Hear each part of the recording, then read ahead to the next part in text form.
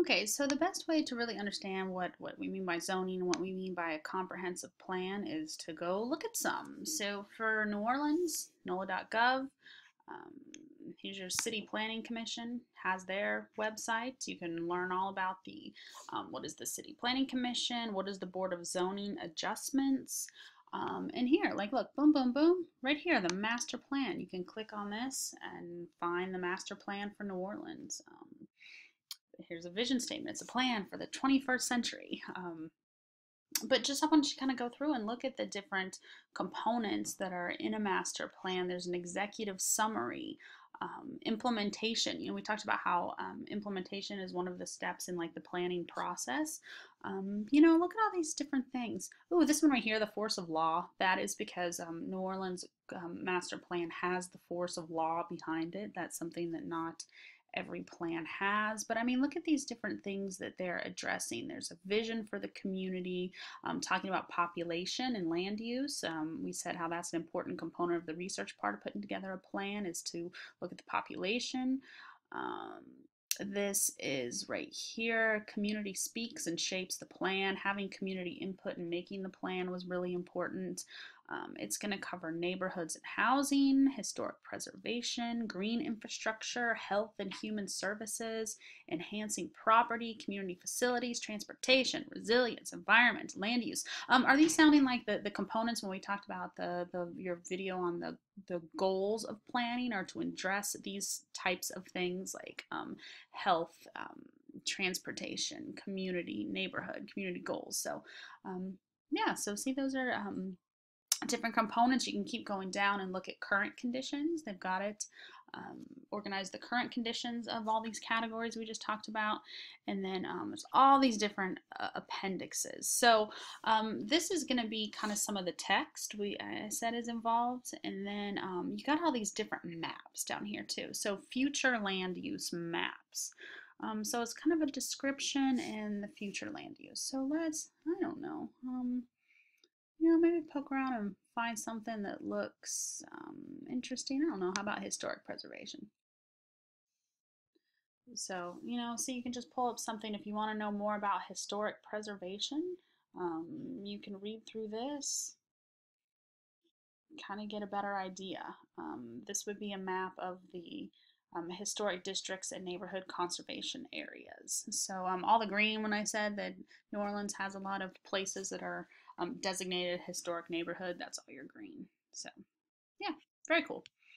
So let's go back and look at something like a map, a land use map. So you can see let's pick District 6. Why that's loading.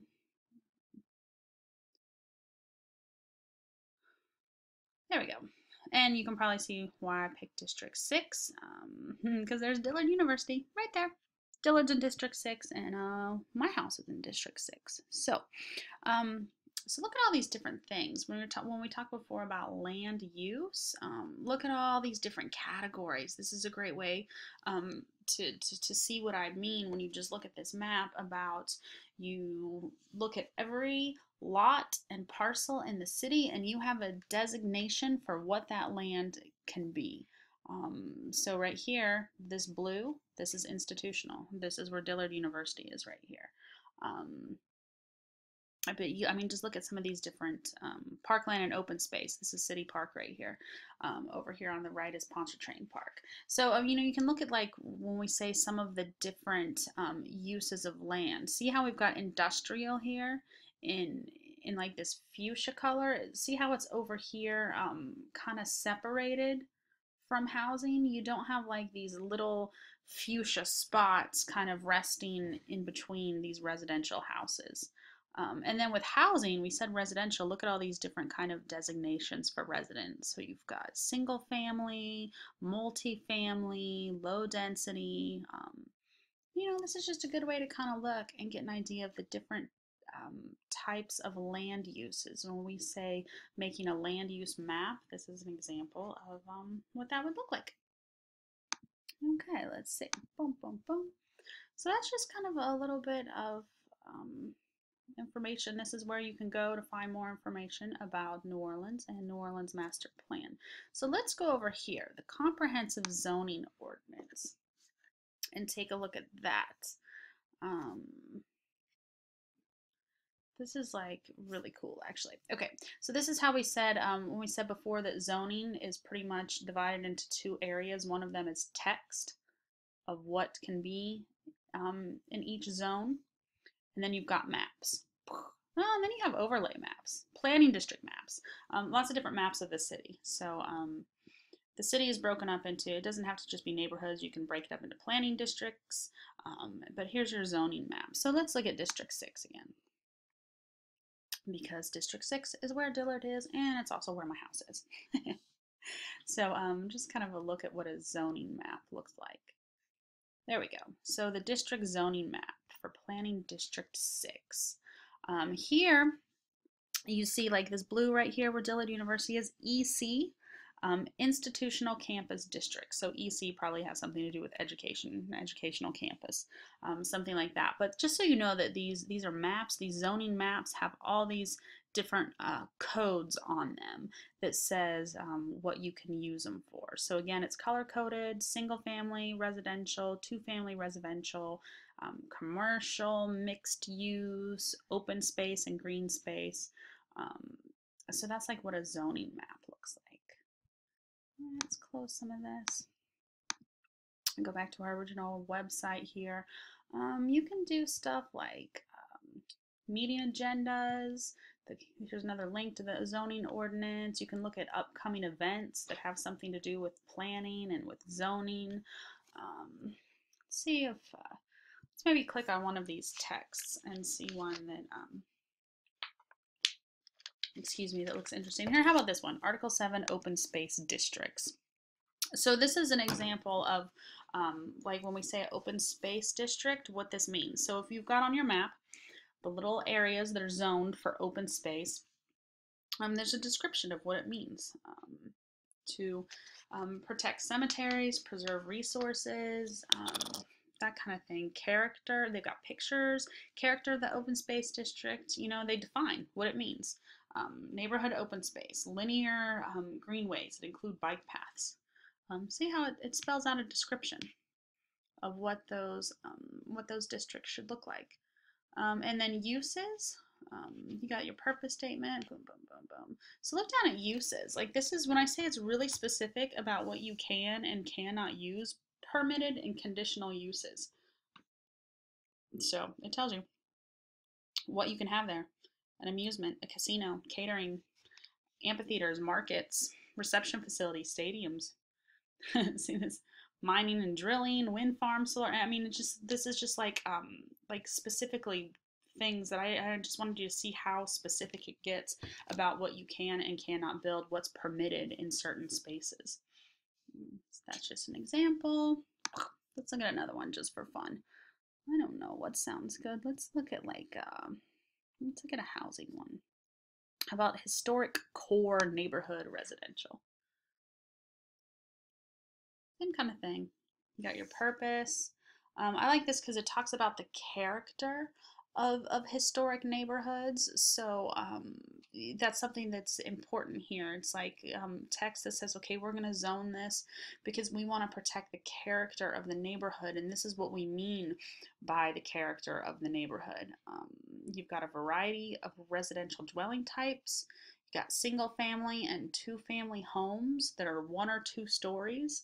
Multifamily homes can be 3 or 4 stories. So really, you're not gonna find high rises being allowed to be built here. You know, these are let's see what else. An absence of off-street parking. And so that's just kind of a description of the character. You can go through and look at some of these in more details. But just, you know, another example of they start specifying what you can and can't put here. Daycares, community facilities, places of worship. I mean, it's a lot. It's a lot of stuff. Okay, so that is enough poking around. I'm going to ask you to do some of this on your own for your assignment. I wanted to show you one more thing, and it's this property viewer here. City of New Orleans property viewer. It's kind of cool. you can click here. So it pulls up a map of a city, and you can search for stuff. So say 2601 Gentilly Boulevard. Boom. So you put in the address. I put in the address for Dillard University, and you can get all kinds of information about what zoning applies to that property. So you've got your zoning district EC, and what this means is the Educational Campus District. And you could click here, and it'll describe what that means. Future land use institutional, and then the overlays. See, so you can. So it's kind of cool that they have this tool available for the public to use, that you can put in an address and find out all this information about how it is zoned. And one more thing to show you, if I can find it, there's a Notice Me tool. This is like a new kind of technology. Boom, right here, Notice Me. Click on that. And what this is you can sign up and get updates about if there's going to be land use changes in your area, in the area you care about. So you can sign in, you could log on to an account, you can kind of pick areas in the city that you're interested in. Let's say you live in Algiers Point. You're like, I want to sign up to get notifications about any kind of land use changes or anything that's going on land use wise in Algiers Point. So that's actually pretty cool. If you haven't figured out yet why that's cool, let me know. We'll talk about it in class. I'm trying to think if there's anything else I want to show you guys real quick. The Notice Me tool. Oh, well, the other thing you could do is you can log in and you can draw custom areas. So let's say that Gentilly is a big area and you're like, well, I don't really want updates on all of Gentilly. I just want updates on the piece of Gentilly that includes Dillard and the little shopping plaza next to Dillard. You can do that. You can like draw an area. This is important. It's actually kind of important to keep citizens informed about what is going on in their neighborhood as opposed in regards to zoning and land use, so that you can try and keep citizens engaged, and that so citizens can be there to try and prevent things like exclusionary zoning, which you are going to do your assignments and learn all about what that means. Okay, so now I want you to go do your assignment, which is to find the plan for your hometown of where you're from. Oh, you know what? I lied. I'm going to do one more thing before I let you guys go. Youngstown, the city of Youngstown, Ohio, had this Youngstown 2010 plan, and I just want you to look at this real quick. See, like there would be the table of contents for that plan. You got your city history. You talk about some existing land uses, planning districts, but I just want to show you because this one, it looks pretty, right? Like a lot of plans are these really like nice kind of glossy tools, communication tools. So some of these plans are really, really sharp, really sleek looking, really meant to kind of communicate information to the public. Okay, that's it. I'm ending the screencast, and I will see you guys in class.